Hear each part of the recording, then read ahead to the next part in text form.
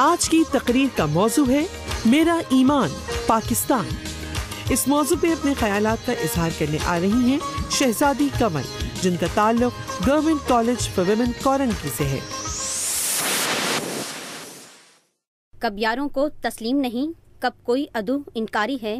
اس کوئے طلب میں ہم نے دل نظر کیا جاں واری ہے، کس زوم میں تھے اپنے دشمن شاید انہیں معلوم نہ تھا، یہ خاک وطن ہے جان اپنی اور جان تو سب کو پیاری ہے۔ سطحی وقار معزز اساتذہ کرام اور میرے عزیز ساتھیوں، میری تقریر کا عنوان ہے میرا ایمان پاکستان۔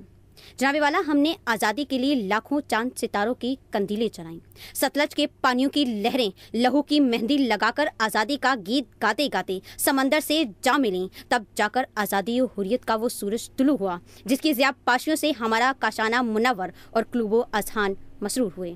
پاکستان بن گیا، ہم نے پاکستان حاصل کر لیا، اپنے ارمانوں کی جنت آباد کر لی، صدیوں کی آرزوؤں کو پروان چڑھتے دیکھ لیا، لیکن جناب والا ہم نے آگ اور خون کا دریا عبور کر کے ساحل پر پہنچنے کے لیے ایڑی چوٹی کا زور کیوں لگایا؟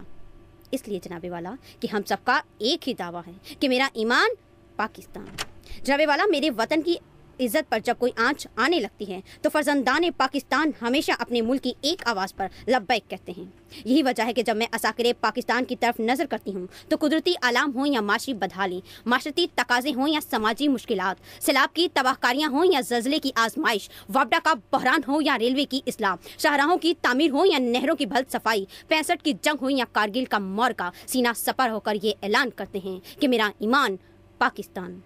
سطحی وقار، جب تک ہمارے جوانوں میں جذبہ ایمانی اور جذبہ حب الوطنی رہا تو یورپ کے کلیساؤں اور افریقہ کے تپتے ہوئے صحراؤں میں اللہ اکبر کی صدائیں گونجتی رہیں۔ اہل فارس اس کے سامنے گھٹنے ٹیکنے پر مجبور ہو گئے، اہل روم اسی سے ٹکرا کر پاش ہو گئے۔ انہوں نے ہواؤں کو حکم دیا تو ہواؤں نے تعمیل کی، جنگلوں میں گئے تو جنگلی درندوں نے ان کی اطاعت کی، ٹھوکر ماری تو زلزلے سے کانپتی ہوئی زمین پرسکون ہو گئی، دریاؤں کی موجوں میں گھوڑوں کو اتارا تو تالا تم خیز طغیانی نے راستہ ہموار کیا، اشارہ کیا تو خیبر کا دروازہ کھل گیا۔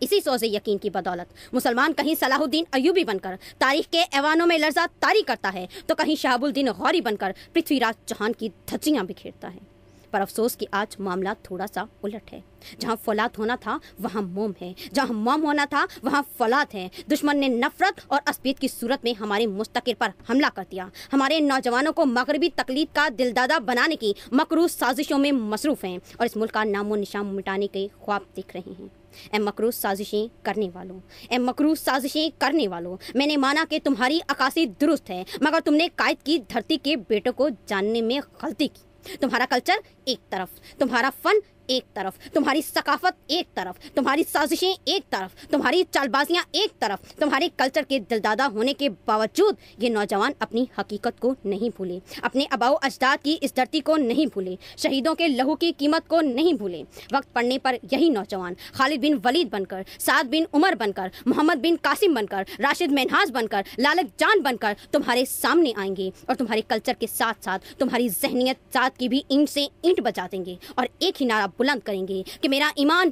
پاکستان۔ معزز سامعین، آئیے اس دنیا کو بتا دیں کہ ہم ٹکڑوں میں بٹے ضرور مگر جاہل اور بزدل نہیں۔ آج بھی ہمارے لہو کا قطرہ قطرہ اپنے ایمان کی حفاظت کے لیے، ملک کی بقا کے لیے، عزت و عظمت کے لیے، سخاوت کے لیے، سجاوٹ کے لیے، بناوٹ کے لیے، امن و آشتی کے لیے ہمارے جسموں میں جوش مارتا ہے۔ اے دشمن دین اس دنیا سے تیرا نام مٹا کر چھوڑیں گے، تو بھاگ کہاں تک بھاگے گا؟ ہم تجھ کو گرا کر چھوڑیں گے، ہم تیرے تعاقب میں ظالم ہر حد تک جا کر چھوڑیں گے، اس سبز ہلالی پرچم کو ہر سو لہرا کر چھوڑیں گے، لہرا کر چھوڑیں گے۔